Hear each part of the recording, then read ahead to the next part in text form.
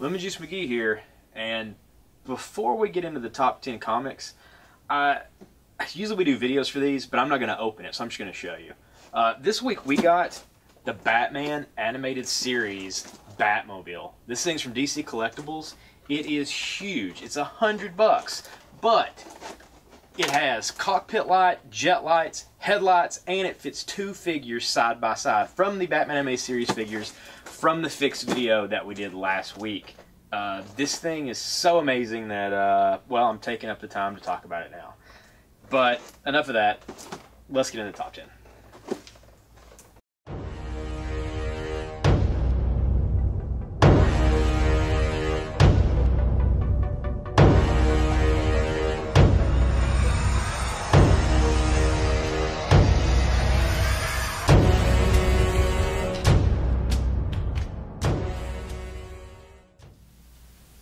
We're checking out comics that come out on October the 21st. And that, my friends, is Back to the Future Day. You don't know what that is? Check your Facebook feed. I'm sure it's full of garbage about it. Who cares? In at number 10, the Fade Out number 10. Not a lot happens in the overarching story in this. However, a couple clues come to light that spin things on their head a little bit. This book's been great. If you're not following it and you love crime, this is the way to go.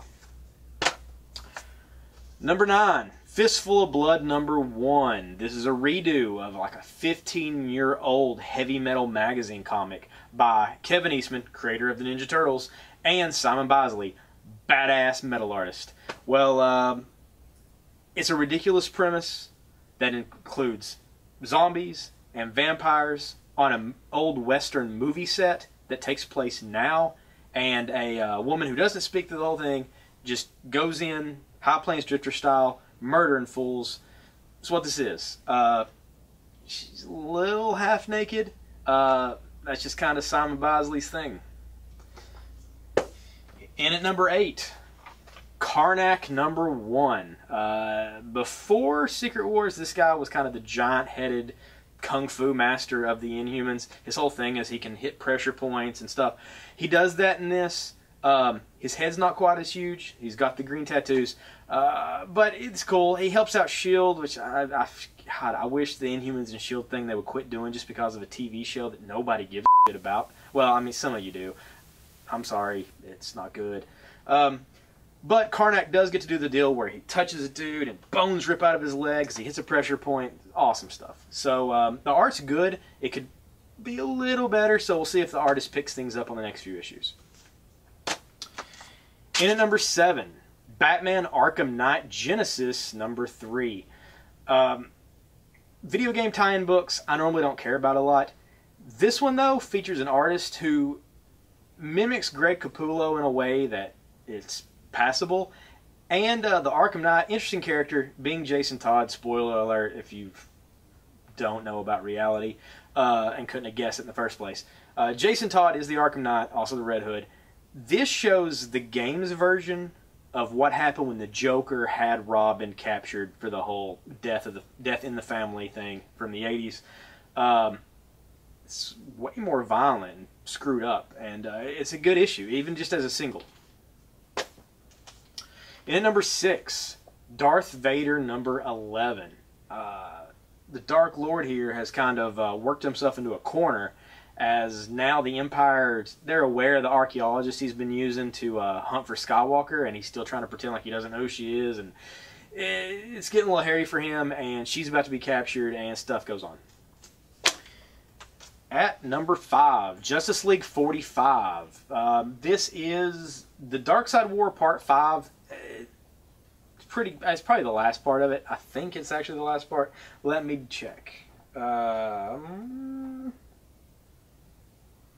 No, it's not. But it should have been. But anyway, Darkseid's dead.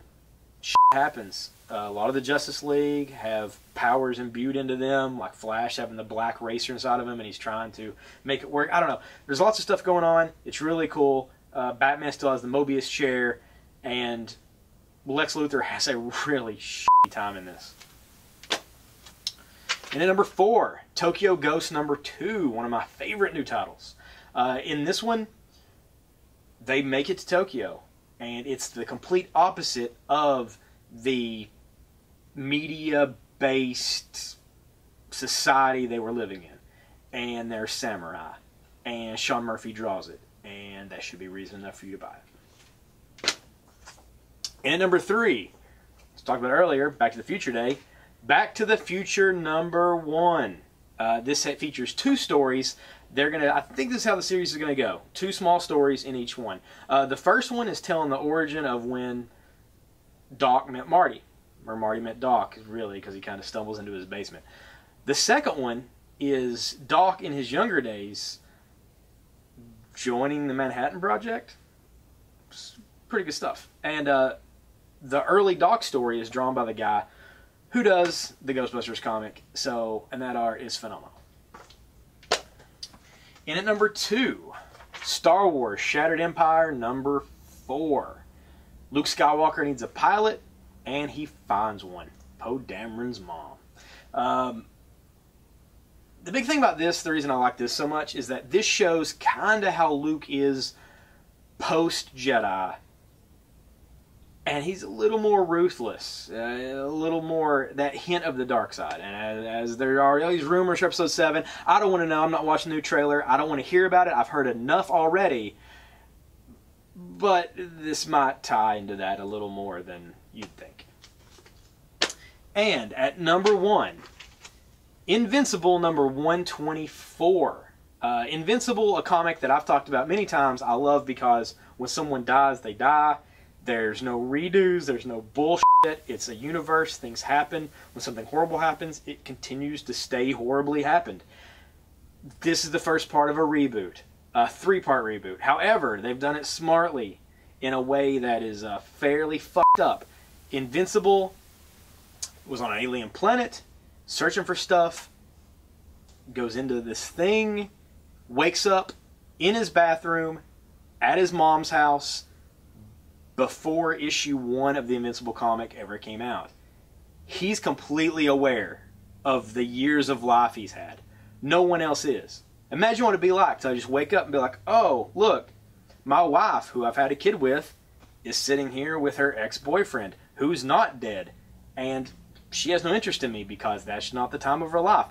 That's the type of shit he's dealing with. He knows that his dad is going to break bad and kill a shitload of people. He has a chance to stop it. Will he? Can he? Who knows? Invincible #124. This shit is great. And that is your top 10 for this week.